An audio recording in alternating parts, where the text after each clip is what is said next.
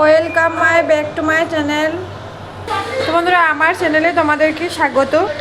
তোমরা কেমন আছো? আশা করি ভালো আছো। তো বন্ধুরা, আমিও ভালো আছি।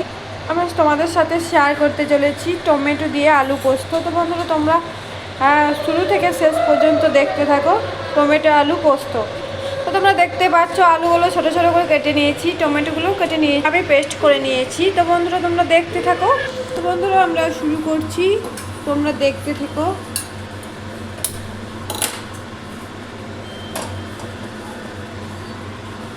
গ্যাসটা আমি একটু স্লো করে নেব। তো বন্ধুরা, তেল দিয়ে দেব। তো বন্ধুরা, একটু ফোড়ন দিয়ে দিলাম। তো বন্ধুরা, এবার একটু আলুগুলো দিয়ে আমি কষিয়ে নেব। 5-10 মিনিট কষিয়ে নিলে হবে। তো বন্ধুরা, আমি এবার টমেটোগুলো দিয়ে দেব। পরিমাণ মতো নুন নিয়ে দেব, পরিমাণ মতো হলুদ দিয়ে দেব। তো বন্ধুরা, 5 মিনিট মতো আমি নাড়াচাড়া করব।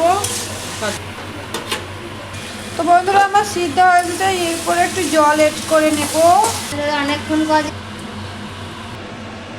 তো বন্ধু, পোস্তটা হয়ে গেছে, দেখো আমি এবার পোস্ত দিয়ে দেবো। তো আমি মিক্সারে প্রথমে পেস্ট করে নিয়েছি পোস্ত আর লঙ্কা। তো বন্ধু, দেখতে পেলেও আমাদের হয়ে গেছে টমেটো আলু পোস্ত। তো বন্ধুরা, তোমাদের যদি ভালো লাগে তোমরা রান্না করে এরকমভাবে খেতে পারো। তো বন্ধুরা, আজ আসছি, কালকে আবার দেখা হচ্ছে।